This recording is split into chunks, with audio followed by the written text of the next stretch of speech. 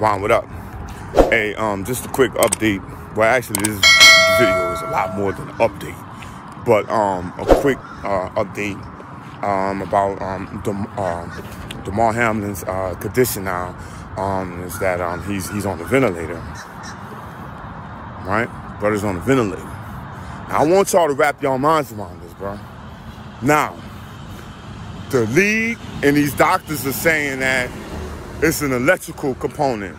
It's an electrical malfunction in Damar's heart that's causing it to not beat properly and stuff like that, man. It's a bunch of crap. It's a bunch of BS, okay?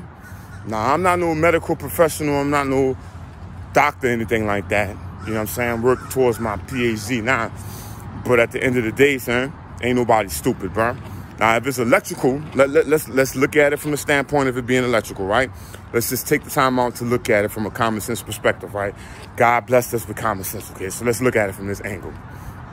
Now I'm not an electrician either, but I know one thing for sure. If my phone ain't got battery or source of power in it, what I'm gonna do? I'm gonna hook it up to the charger and it's gonna begin to work properly again, right? Once that charger gets connected to that phone, the source gets connected to that phone, that power gonna come back on, and the phone shouldn't, the structure of the phone shouldn't be inoperable, right? Right? Now, if it's an old and faulty phone, then yeah, we can say that. Maybe the charger is providing too much power to this old phone, and something in the structure of the phone could have broken. Another example, a house, right? So I know that if you ground a house or whatever to the main source, right? If the power is out in the house, you know what I'm saying? If the wires are all in check, once you hook the power of the house back up to the source and cut them lights on, if the wires in check, everything is gonna flow smooth. So if they're saying that it's electrical, then they're saying it's a structural problem inside of Damar Hamlin's heart. So with that concludes, we done deduced this now. We're using our common sense to deduce this. I need y'all to like this video. I need y'all to share this video, man. I need because people need to be educated, bro. Because I'm about to pour into y'all and put y'all on game on this thing from a lot of different angles, okay? Now, we're going to use our common sense, okay? We're using our God-given common sense. You know what I mean? Because everybody's kind of like in a situation where they just don't know. They don't know. I'm telling you what it is. I'm telling you exactly what this thing is, okay? So it's a structural issue, right? So what's the disturbance in this structure? What do you think it is? Clearly, it's a clot. Clearly, it's a pulmonary embolism. Why? Because he's on the ventilator. Okay, so it's an oxygen thing. So his heart was deprived of oxygen. Now, all these medical professionals on the field, right? They got the defibrillator, they got the electrical source to jolt the power back into his heart. But the reason why they perform CPR in the first place is because of the ABCs, airway, breathing, and circulation, right? So before we get to circulation, we got airways and breathing. So it was a breathing problem from the beginning. That's why he's on a respirator. You know what I'm saying? So if he's on a respirator right now, that's telling you exactly what it is. It was an obstruction in a pulmonary area of the heart. That's why the blood flow couldn't get to his heart to fill it up with the oxygen necessary. So this is an oxygen thing. Exactly. My case in point yesterday, right?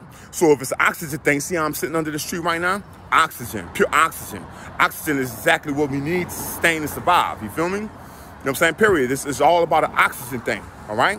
So to get to the point of what I'm trying to say, you know what I'm saying? Because I'm trying to condense this information into as short as possible. But people need to understand that this is an oxygen thing, right? So if it's an oxygen thing, it's all about structure.